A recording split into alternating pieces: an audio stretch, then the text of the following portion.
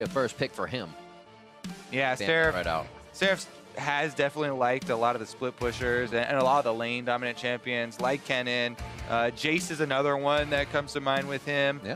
But even the Rek'Sai here, CLG really like the new Rek'Sai as far as, you know, how much power it does bring to the table. They first picked it last time and they're banning it away from Envy this time around. Don't even want to let it go as a first pick. It definitely is extremely snowbally, but I still feel like Elise just offers so many more options. Rek'Sai, with the redesign, the damage is great and the dueling is great, but you don't have a kind of contingency plan if you are unable to snowball, because she does not have the defenses. You don't want to build defense items because you scale so well with attack damage, right. And you also don't have the utility of like knocking up multiple people or using an ultimate to traverse around the map and affect multiple places as much as before. The windows close quickly as you fall behind in Rek'Sai. Something like you would say like Elise in the Chem-Build tank. You get kicks at the end of the game. You lose those little bits with a Rek'Sai. We'll see if it's still the pickup. Gragas is locked in there. Pretty good for Darshan if he decides to take that. Dardoch will take the Caitlyn for stick safe for some safe play in that bot lane as we look what the answer will be for Team Envy. Braum comes out really early on, and Braum has always been one of those things that's a really good answer to Gragas because you can pop the barrels in the air with your Unbreakable. They're no longer, you know, these full AP Gragas barrels. They have to worry about one-shotting your carries, but even if you can step in front of the trajectory of the ultimate barrel from like a jungler position Gragas or a top laner position Gragas, just to block the utility of the spell, even if it's not going to be a fully AP backed one, still definitely offers you a lot. And I'm very curious to see how they are able to stack up in the 2 versus 2 here. Caitlyn Morgana into the Ashe Braum should be quite nice for CLG actually, with the added pressure here from the Morgana pick. It's kind of a rare pick. We've seen it more so in North America than many of the other leagues around the world, because we have Aframu and Olay who have both. Really a few. Lemon actually got one of his wins on it as well. Yeah. So regardless though, it's going to be interesting to watch the bot lane because it's the arrow, fast shield, or it's the bindings into fast shield on the other side. Who's going to be able to hit it better? Who's going to be able to block it better? The supports being the lifeblood of that lane to come in here. Yeah, and you also always have to remember, if a Morgana's with a Caitlyn, if you get hit with the binding, which already sucks because you're like, oh my god, this lasts so long, oh, the hitbox is so big, you also get a trap under your feet. As soon as the binding lands, Caitlyn can follow it up with a trap, so that's why this is a really good combo. As you said, it's going to put more importance on Braum jumping in there if one looks like it's going to be unavoidable, but we'll have to see how that one does play out. In the second round of ban phase, the Camille and Fiora both banned out. They're very similar now, especially with Camille getting some buffs on 7-12. I think she is back into solo, split pusher champion viability for the top lane. I do think Fiora is still better, but both of them off the table very quickly, and that's why we see the Renekton pick. Ready for Darshan to play them too. Instantly banned out there. Like you said, Renekton, the Syndra getting locked in here on the side of Envy. Niski feels good looking at the composition. Obviously, he has to pick it, but that's what he decides to go with. Yeah, and this is one of his most played champions, so this will be probably our, real determining game here for Niski, like our first looks, basically. Because last game was like, all right, middle of the road, it's against Aurelion Sol. You did decently well in the early game. You did react to jungle invades. But now is really the time to shine for him. We'll see who he wants to go with as far as counterpicking into the Syndra. Aurelion Sol is kind of the opt-outs, basically, of the 1 versus 1. And again, you want to go with the pushing, but Vladimir is kind of one of the older matches up into the Syndra here, and we'll see if who he, with some early magic resist, will be able to kind of farm out in this lane, basically. 11 unique champions with that Vladimir being locked in for Huhi in the mid lane. Absolutely crazy. We wondered about the pool. It becomes bigger and bigger each split that we see him get on these champions. Shen locked in again for Envy. On the other side of the map, we saw them in the beginning. I love the way they use Shen to start things off, not save somebody with that shield and react. They were trying to go immediately once they got that level 6. We'll see if they stay proactive because Counterlogic Gaming is coming off some momentum. Yep, CLG with a very quick game number 1 here in this series, and Envy do have their backs against the wall, but they have a lot of those tools that you talk about for proactive moves. Ashe in the bottom lane with a Shen on your team. There's an arrow, there's a Stand United. That's a very quick way, you know, to create some action. Elise in the early game should be able to get those lanes off to a good start. And Syndra usually has no problem of her own being able to get a little bit of early pressure. So CLG are really the ones that are going to have to make it work there on the mid lane side. I just saw Coach Six and Violet head off as they gave their players the last words of wisdom out of picks and bans. Hashtag Envy win, hashtag CLG win. Envy looking to keep this series alive. Pretty strong comp to do so. You can see the win condition right out of the pick and ban phase. We'll see if CLG can hold it down once again. They've switched quite a few things up in the composition, also bringing out the Vladimir for the first time. And this split, I should say. Yeah, this split. Huhi definitely has had some very successful Vladimir games in the past when it was even more strong with the Proto Belt and Ignite. It looks like he's still going to go for that AD carry kill style Vladimir, where pretty much once you get Proto Belt, Vladimir can jump on your AD carry with the Ignite, has enough burst damage within one combo to kill your AD carry, and then tries to pull back out. You do give up the mobility and team fighting of taking Ghost on Vladimir if you go with this strategy, but I actually prefer it because it just makes the enemy AD carry's life a complete living hell if Vladimir is able to get, you know, to that mid game unscathed. I'd love taps to start things off. Yeah. The drawback, of course, of going with the, you know, Proto Belt Rush Ignite Vladimir is that in the 1v1 where Syndra, yeah, you will have a little bit more kill pressure, but you're going to have to use your pool on the ultimate and have to outplay. And to do that, you have to really watch the stuns and not let yourself get stunned because you won't be building early magic resist if you're trying to rush a Proto Belt. And Syndra definitely has the capabilities of bursting you down. That's even the worst, too, because then you pool late, you have less health, you're using your health, so you're killing yourself. It becomes a very tough situation. Looks like we actually get a pretty quick start here. Let's see if Lyra tries to do anything with his buffs. Actually, buff starts for both junglers as the Raptors are left hanging. Yeah, both of them definitely a bit blue reliant. Stardock here on the Gragas has the option, of course, of going for a reverse route where you go blue into your wolves up to get your red, and then kind of go for scuttles and raptors and come back down to the bottom side to get a little bit more vision and support for their bottom lane. But the options are definitely still open. Lyra, of course, on Elise, one of the premier, basically the premier actually, early game jungler. So we'll see what he goes with. So far, a fairly hard farming route, as he also did Gromp and isn't going for the super quick level 3 double buff ganks that we see from quite a few Elise players. Is that kind of just an Elise thing as well, going for Gromp, having spiders? Because that guy does quite a bit of damage early game. Yeah, Elise has so many options. It's one of the reasons why she's so popular right now. You can do this hard farming route where you literally are clearing every single camp, you know, on your way down to the bottom side here, or you can go for the double buff, level 3 gank, super early on the game, use a repel and cocoon and put a tremendous amount of pressure onto laners early. As you can see, the speed at which Elise does clear when doing a hard farm route is also, you know, quite decent in her own right. As now he's going to have the double buffs, and he'll get level 4 off of Krugs very easily to see about the bottom side of the map. You can also take control of the bottom lane Scuttle Crab, as Dardoch did go for that kind of backwards route that we talked about, where you do go for the Scuttle, and then now he's heading in for that deep vision. They should know then that Elise is on the bottom side. Yeah. Just kind of check all your boxes there. You know what makes me really sad, Kobe, is when I'm done with my jungle, I do not have that much health. Elise with the spiders, with her own regen. Yeah.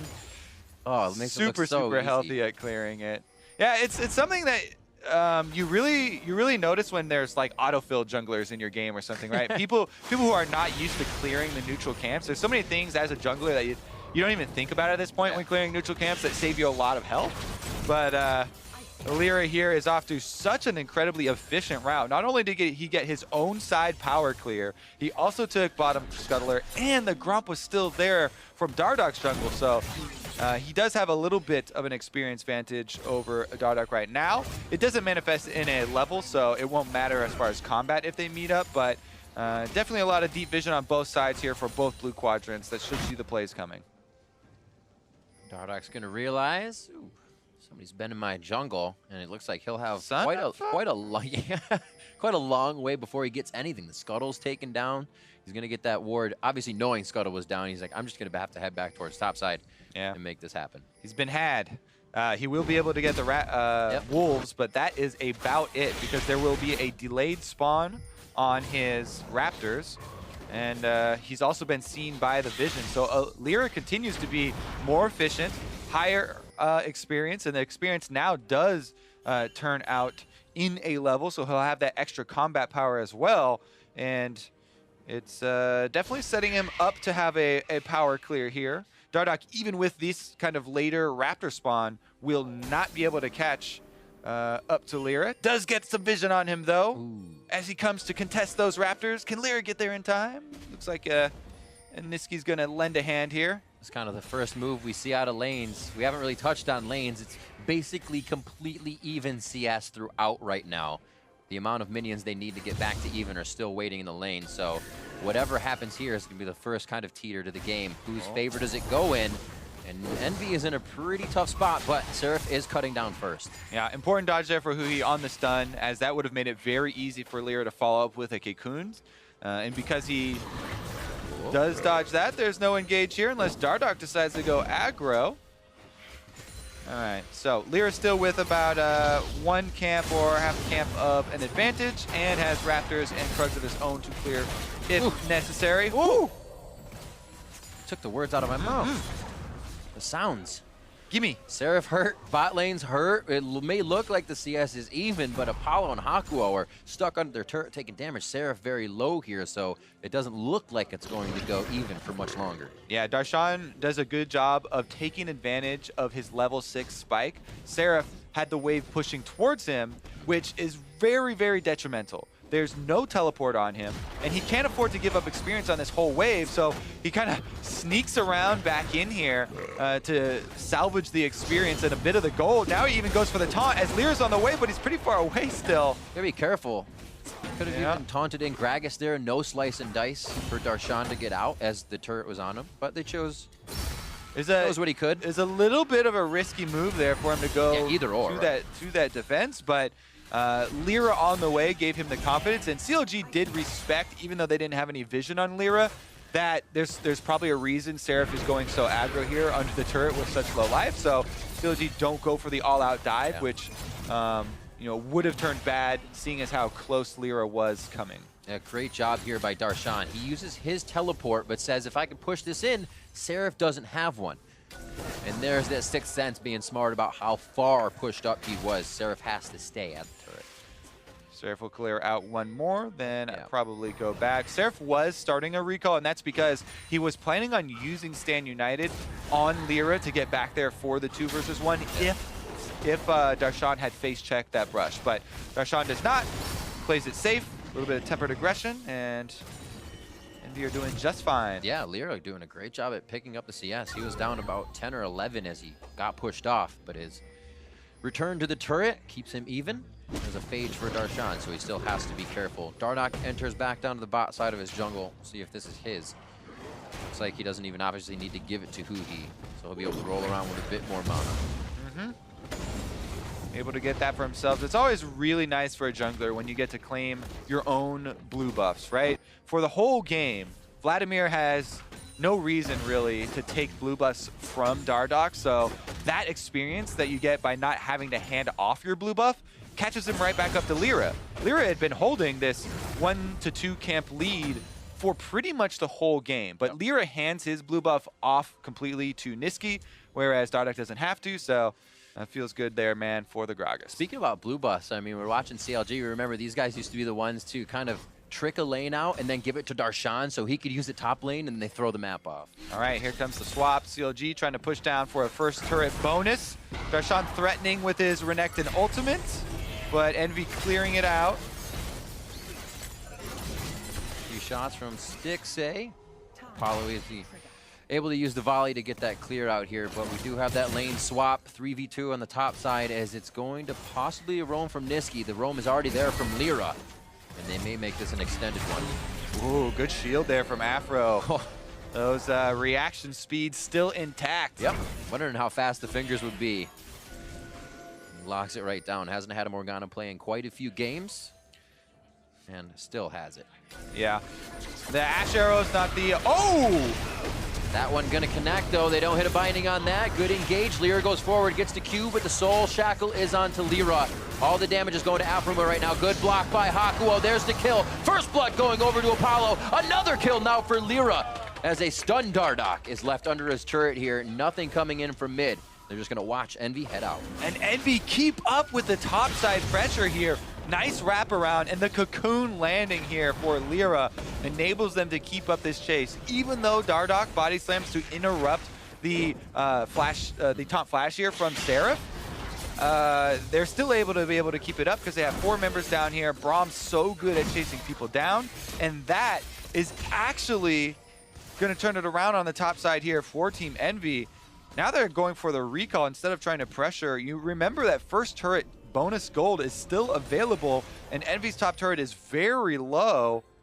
If they fully just give up on the turret here, CLG could get back and try and get that objective still. Anyways, here's the chase as Lyra and Hakuo do most of the work in landing this. Slows onto Aframu, Nice. And then Seraph is actually able to get in there on the side with the taunt. After Dardoch tried to body slam earlier in reaction to the flash. It's the Envy we know. The early game Envy, trying to produce things immediately. Oh! Coming in, flash, spell immune as well. Fingers are moving fast here. It does hit onto Dardoch, however, and it looks like they're going for the full fight. Dardoch tries to pull the damage away from Stixay, who just came back, but now Dardoch goes down. Nisqy's gonna fall. Whoopsie! Dardoch picks himself up a kill, but nobody gets the red buff on that trade-off. Could have been a bit better there from Nisqy, but Envy in the end get 2 for 1 still. Now they're being chased off though as the large crocodile runs down top lane. This is CLG retaliation mode. Who he just on the edge of flash, tides of blood. Proto Belt is charged done. up and ready. They're looking for the end. There's the flash. There's the tides of blood, and the Proto Belt damage to come in along with it. Darshan slicing and dicing to try and draw out some aggro. It looks like CLG's ready to wait for the turret. Possibly they're kind of going under the turret. Who he feels invincible here as they slow down and they go for that structure. The battle of first. Oh, the binding! Seraph walks into it. Respecting the distance, not many people are playing against a Morg, and we'll see those bindings hit at almost max range more than not. That was a little closer there, but Seraph gets out alive. Wow, in that long battle in the top lane, back and forth for so long, CLG do end up securing that first turret gold. Anyways, what Lyra went for there, that was completely calculated. He wasn't surprised by the black shield. Right. He was doing that to get the black shield out so that Aphromoo could not use it then on the priority targets, Stixay, or even Dardoch there. So good flash from Lyra to get over the binding, force the black shield out. Bad job there by Nisqy. A little bit, oh, whoopsies. Yeah, I was turret aggro, but oh well.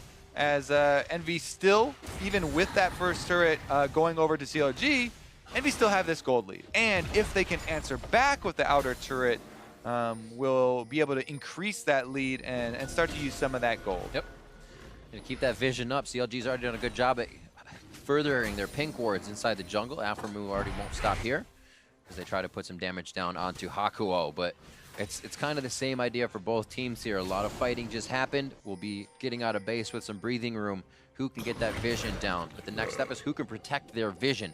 But right now, CLG has those wards being protected. It's going to be the stick onto Hakuo. He's been in this position for a while, and that could be Envy setting up the gank onto CLG. They fall into the trap, and they're able to take the kill onto Dardoch. Yeah, all of Envy can arrive because Seraph Stand United is available. Now they're going to be able to claim either mid-turret or actually Pinsir here down onto the bottom. Arrow misses, so they're not going to go for the dive. Getting a little ahead of themselves. Maybe held the arrow on that, but still trying to make moves quick. CLG comes back very fast, and Envy is trying to prevent that right away. Possible steal here. These are the kind of things that get a little bit scary. What you don't need. Yoink. It looks like they should be able to get it. A bit of damage. Oh, it does go to Nisqy too. Nicely done. Yeah, very well done. Able to execute before patience runs out. Blue buff runs all the way home. Back to CLG homeland. Now they're going to have those double blues. We'll see what they can actually do with it, though, because as we said before in that last fight, the Proto Belt is done for Huhi on the Vladimir. So from this point on, the teamfight presence from this champion becomes a little bit difficult for Envy to deal with, and especially if there's a black shield on him and CLG are taking the initiative to charge forward. Oh, that's so true. I didn't think about that. Yeah, it's really difficult to kind of control that one. It's a lot of AoE damage that does come out, and specifically for Apollo, you might have to burn his summoners. Go invincible, and then not be able to crowd control him through his shield. He could have some big moves here. Already 1-0, trying to stack up a Dark Seal. As the lanes kind of return to normal here after top was taken down. CLG getting a fast rotation on there to meet what was happening in the top side. That first turret blood in their favor. We'll see what kind of item spikes they can work with. That BF sword to Apollo's building. Blade of the Rune King could definitely be a fight for CLG in the bot lane. Yep, definitely have to watch out for all of Envy's surprise ultimates that are very ready. Remember, all the outer turrets still up. Envy have this 1,000 gold lead without even answering turrets yet. So if Envy finally decide, to pull the trigger on the bottom side, or are able to set up enough vision to get the Ash Arrow plus the Shenstein United down there, along with Roams, it could really collapse very quickly for CLG in that area. Currently, though, Rift Herald attracting a lot of attention. I like the fact that the Hawk Shot was the one that scared him off, but not the Scuttle Shrine, just completely giving him vision. It's walking really close to this vision. Maybe they don't know. Oh, they found us. They pull off real quick. CLG still trying to sneak a quick one out there. Yeah, and as you can see, currently Stixxay is walking bottom to get this farm. I would expect this is kind of the perfect storm for Envy's bottom lane play that we keep theorizing for them. They're already routing it. Stan United's available. Darshan does not have teleport. Renekton's in the top lane in vision of Envy. Like, this is complete power for Envy in the bottom half of the map. First, they're going to grab the Mountain Drake. A bit safe here, take up the objective, and then go for the kills and the possible play on the bottom side of the map. But Darshan is able to push up the minions in that time, so it makes it a little bit more of a decision here, right? You're going to have to allow Seraph a little bit of time to equalize on minions in the top side before you really want to commit, unless you see an opportunity just kind of present itself to you. And, there's an easy arrow or there's no Morgana around to put that shield on. Teleport was coming up for Darshan. However, you could see Seraph pinging the lane and moving up very fast to find him. Both of these top laners can stall each other's teleports, which is quite big. So they have to keep an eye on each other, have to keep those wards deep. Seraph now with pressure on the top side of the turret. Look around the map to see how everything is faring. 174 for Niski in the mid lane. 167 for Apollo at 80 carry here as they're able to do some work against Stixxay and Afromu, even with the early game pressure that CLG's created. Envy come out a little bit stronger this time and are able to hold that lead this time. It didn't quickly go back to CLG. Yeah, the question now remains, where are they going to try and use this power to actually get some turrets down? Because CLG are holding strong. They're defending all of their outer turrets.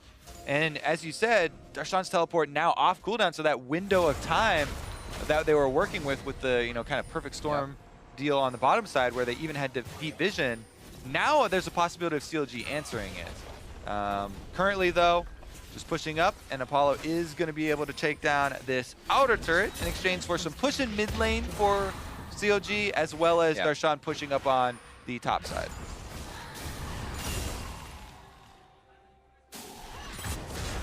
Oh, they're going a little bit forward in that mid lane, trying to chase out Huhi, but he's just screening for this blue buff steal. Woo! By Seraph, taking that away. The entire Envy team is working together on this. Oh, there's a few people in the jungle. Let's send everybody at them. Create that pressure. Our waves are in a good spot. They are trying to move CLG around with the way that Envy wants to play right now.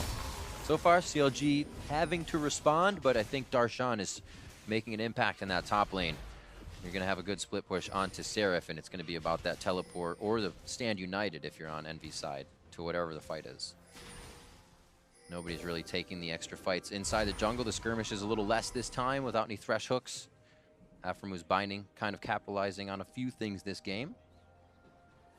Yep, CLG also waiting for Huhi to get Another item here completed. Pretty close to the mask coming through as well on top of the proto belt. Yep. And that's where so much of the team fight power comes from.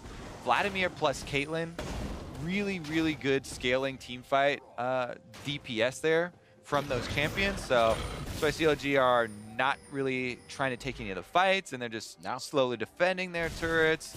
Not really, wanting to risk much over Team EnVy, while Team EnVy try and use their early game leads, which that has been pretty much one of the greatest strengths for this team. For their entire duration in the LCS, Team EnVy have been good at getting early game leads. Yes. And they've found another one. And the question is, what do they do with it? How do they formulate that lead into something where they continuously can push their wards forward, guard their wards, very close. Summoner heal coming out of Stixxay right there. But that's one way to do it. If you can get an 80 carry down to 100 HP with solo situations, you have a lot more pressure on the map to do little things, move vision, and create those opportunities. Heal down on Stixxay, definitely pretty critical, but as we said, he is getting closer and closer to scaling up. Infinity Edge close to being completed. He was forced back a bit too early there before he could farm up enough, but it's on the way. Even with those 2 deaths and a lot of the focus for Team EnVy being around the bottom side and getting those kills, they really do have to keep their eyes open here for the initiation.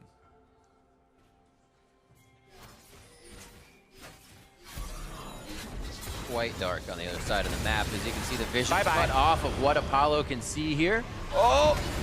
Going to be a 3v2 as they come in real fast. Apollo's low. He gets the flash out off of Glacial Fissure, but then blown back by the cast. Here comes Lyra, though, and they finish off Darda. Apollo is still alive after this entire situation. Hakuo with the shield up, bringing presence to the team. Niski again a little too hard under the turret.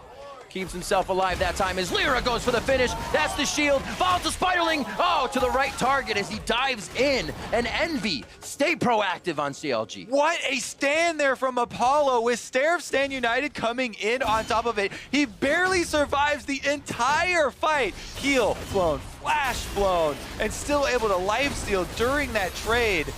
What a play there from Apollo and Team EnVy. That's going to earn them the Baron on top of it. And there's their answer, Riv. They are able to withstand CLG's kind of trap there in the brush, and just barely, just by like 50 health, he survives, and they're able to take that skirmish fight. It looks so bad for Apollo here as he flashes it on him with the Ignite, with the Proto Belt. And even with Darshan interrupting the Shen, it doesn't matter because the shield is what allowed Apollo to live through this. He gets down to less than 50 health there before the team converges on him. Hakuo on Braum jumps in, stands with him. And then here we go. Lyra with the follow-up, able to get the Black Shield off. Even though the Cocoon goes a little wide on Aphromoo, the kill he was looking for was on the Stixxay anyway, and he does get it. You gotta love those situations. Look at that! Look at that damage as well from Apollo. And this is why we keep highlighting him, and why Team EnVy have been playing, kind of more and more so around the bottom lane. And the play by that as well, continuously moving, stacking his shots, getting that Warlord pass it back up so he can get that heal, so he can get that life, that movement speed. Doing everything he needed to stay alive in that fight with the help of his team. And the team peeling around him. So good. Stair of Stand United was very quick, and Hakuo with the huge wall there blocking so much damage. All right, let's return to the split push of CLG though, because they're trying to trade at the moment. Baroned up, EnVy with their early lead is very difficult for CLG to actually take the fight. So they just made the call to keep Puhi split pushing and got a bit of damage on the turret, but nothing to really speak of as far as combat power for themselves or getting much back in this game. That last top play really just completely blew this game wide open for Team EnVy. Did, much like game 1 when Darshan was roaming around doing things, EnVy have gotten themselves a pretty substantial lead here in game 2. Dragons in their favor, just like CLG had in game 1.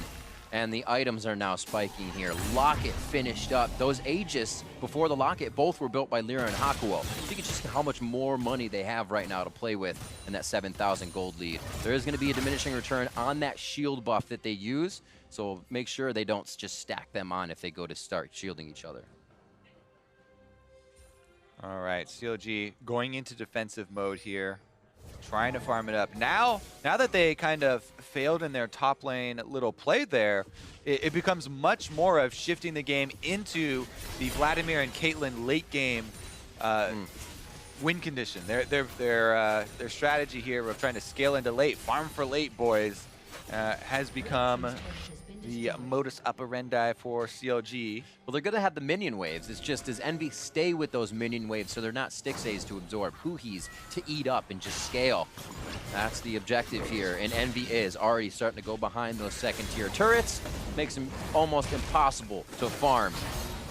Hakuo gets some time with Apollo at the turret. This is really good change here for Envy. As we've been saying here in Summer Split, with the first couple of games where they brought in Pyrian. This is kind of what they looked like, where they again got their early leads, but they also pressured very quickly with them, turning them into those Barons and into taking so many of the turrets afterwards here. Again, a little bit different look with Niski as far as champions comes, and we see a little bit more versatility in the mid lane champions coming through already, but not that much difference in the play style. Right. And Team Envy are keeping up the pressure. Here comes Niski down to the bottom side. Full energy here for Seraph. He can hit the initial taunt. Still waiting on that. Oh, misses, but he still just throws the baton to the right. Gets Close the kill enough. on Hui. Close enough. It works. It works. Meanwhile, Apollo going to try and hold here against CLG in the mid lane. And because CLG are so far behind and they don't have any vision, not even going to be able to get any sort of map presence back for themselves. Big roam coming back up here for Team Envy.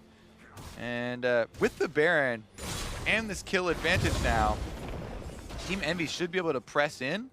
But again, it's kind of similar to last game where you're like, oh, the tables have turned, and it's only 26 minutes into the game that we have such a big early lead for Envy, and this Baron power kind of times out. And there it is. You can see 7,000 gold That's for themselves. ridiculous. A lot of averages around 2.5, 3 for teams in a Baron power play. What an amount they were able to get during that. And the items as well, continuing to spike. A 3-item Apollo now that used to be building a Blade of the Rune King to a BF Sword, almost Infinity Edge Stixay. What a change that has become, as he has now just surpassed the other AD carry. A third Locket of the Iron Solari going to be built here. It looks like Envy has some coupons. They just want to keep stacking them on. Yeah, the shields do have diminishing returns for themselves, so two is already like a big amount. So maybe this one gets turned into that's true. The Banner of Command. That's I think true. that definitely should be the call from Seraph. Very good point. To also help out with Shen split pushing. Got ahead of myself. It could be. If he does turn into another one, then you can go off on him. But as of right now, Seraph's gonna go off on Huhi. Just saying, I wouldn't build a third one in silver. That's all. There you go. Good eye. Maybe, yeah, 2, you're like, whoopsie, okay. we're not going to do that again. All right, here we go, though. The 1v1 continues, and Vladimir healing off the minions as well. Might have to do with a couple more members of Envy. Now, here come 2 primary ones. Yeah, it's the last few kills. Oh, should be some healing after this. Doesn't have that blood rush coming through, though. He goes down, and it's Huhi been down. There's no pressure that CLG can continue to put on the map, really, then kind of pressuring the outer turrets. And Envy's like, okay, that's fine for now. Yeah, I mean, CLG cannot aim high. They're like, all right, well, we will take any sort of trades right now. And yeah, although Huhi does die up on the top side, they're like, all right, Darshan, just stay down there, get an outer turret. Little bit of gold back for themselves. That's one small step in a many-step process that it's going to have to be for CLG if they want to get back into this game. So currently for Team Envy, they're still feeling very good about keeping up the pressure and having that split push really take its toll. As you can see also in that little convergence onto Huhi, Apollo has built to a lot of defenses here to deal with the Vladimir. The Phantom Dancer damage reduction, the magic damage shield here from the upgraded Hex Shrinker going to be able to pop, and then lifesteal as well as just pretty much all the AD carry tools for dealing with a backline diving Vladimir here. And it has served him well. Last Whisper, as we were saying, things built up. Niski has quite a few items himself. Ah, there you go, Riv. Oh, it's a third Locket of the Iron Solari. All right, it happens. Where's the banner? It happens, and it just did happen. 29 minutes in, 10-2 on this one. Envy building what they want. That's what it is. Whatever they want to put in Shields that for inventory. everyone. Shields for everybody is what the party is as they come in strong here. They are now on the outer base, I should say inside base, those outer turrets. The last 3 for the inhibitors, and this is kind of where they can get stalled out in their games. The pressure for going further. See how they split CLG around the map, because CLG also knows how to wait out a situation and defend it and kind of pick you apart until they find a way back in. Whoop. And here, they might be able to pick apart Hakuo. Decide not to use the ultimate. Yeah, they don't have vision, so they don't know if it's reliable to go all in on this Braum, and they don't want to use any of their abilities, but they're so far behind. EnVy's just going to yoink this Baron very easily because of that lack of vision. Oh, swiping. This one might be a long one. There's working on it, though. There's your locket activation. Yep. Even though it's big now, with the tanks using it, doesn't look like it'll be enough. Oh, there arrow! And it's going to be Niski, too! Darshan thought he was getting a 1v1, and it's a 3v1 in the end. All right, locket purchase verified right there. That is going to be the correct one. I'll never question it. Just keeps him just alive. So it's also interesting to think, uh-oh, here we go, Apollo versus Hui. 1v1. Oh, the Stand United comes in. Is it ever a 1v1? This is a team game, and it's a matter of seconds. The Zanya gets used 1.5. Ooh, he's going to come out now. Apollo looking to get the kill over. It's a lot of damage going on to Dardoch, and he's still able to stay alive as they get bounced around left and right. The chaos in favor of Envy as they ace CLG. Apollo with his lead and with the defensive items that he's built, and with a Braum jumping in to stop any of that follow-up damage, he is not phased by this Vladimir, and Hui can't even take him down. That's going to be Team Envy striking back. I mean, he's got the Phantom Dancer. It says 0 deaths defied. Not even close, baby. Apollo stays alive. 3-0-7 to end the game. 15-2 as Envy brings it to a game 3 versus CLG. So it's always interesting to think about, even with only getting 50% of the value from your, second locket activation. Right. Yes. With the buffs to it and the large amount of health on the tanks. They're just like, I want it. How big is the shield still I want it. For Seraph here in that game? Because while he was by himself without the debuff from any previous lockets, that was looked like about a 2,000 health shield due to its scaling off of health now. So it then becomes how broken is the item that it doesn't even matter if you have diminishing returns, that you want to build 3 of them if you have 3 high health members. Regardless, that was not a big part of the game. Just an interesting little tidbit. Very interesting. And Team Envy, the important part of their game is that they return to their early game strengths, and then as soon as they got that big pick, over to the Baron, super quick with the Baron, 7,000 gold Baron power play, and able to finish this game off in a very decisive manner. Well, we just watched it, but let's get right back into it. The early action in the top lane when we saw Envy go 2 for 0, and then it became that 2 for 2. And that cocoon just right outside the model of Afro move, but snags Stixay on the end was what led to Envy being able to create this chase. And Seraph, he tried to flash forward to then get the taunt. The body there from Dardoch was able to interrupt it for a second, and he still had the taunt cooldown to use and was able to land it afterwards. There we saw Lyra flashing over the binding, getting the Dark Shield out, the cooldown down by throwing out that cocoon, and that was all that he wanted. Then Niski was knocked into the turret with the Gragas ultimate there. At the time, we kind of blamed him. We were like, you positioned a little too close there. I guess we don't really blame him there. It's a Gragas combo. Difficult to... This is true. He did get himself onto the turret a little bit later, but lived that time. So obviously adapting in-game. That's what we love to see. Replay now at 21 minutes. Envy 3 for 0 in the top lane. And this is where it feels bad for CLG, because you're like, we have the upper hand. We have the engage. And it did not work. Apollo versus Hui, part number 1. The legend started here. They used exhaust on him. They used flashes on him. They used ignite on him. But Hakuo jumps in, Lyra is able to rally around him. The Stand United shields comes through, even though Darshan interrupted the Shen teleport. And that is enough for Apollo to be able to live with both summoners used.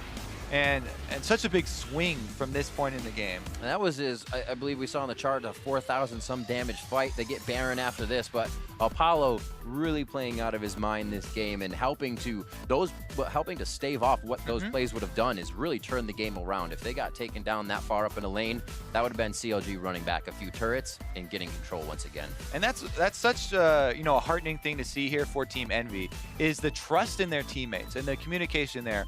Yes, Apollo is playing these fights well, you know, with the auto attack, then moving and trying to use his summoners effectively. But also, yeah, orb walking is what we used to call it way back in the old days of the original Dota and all that, when there were actual orbs. Anyways, the trust in the teammates. Back to the trust in the teammates of the Braum and the Shen. Those are champions that can be very powerful in situations like this. It does require that level of trust, right? And that level of communication where you need to get here now with your Stand United. You need to be in position here for the stand behind me with Braum. And in the end, everybody was still standing, and Apollo was able to live. And they were still able to get in the Shen ults kind of for the fight, noticing the fight. It wasn't a, we need to retreat. It's this Shen ults coming in. The fight may have started, but we're still going with stand and fight. Stand and fight. Don't go anywhere because this series is going to a Game 3. We are going to stand and fight. Stick around after the highlights for an excerpt from our weekly podcast, The Dive.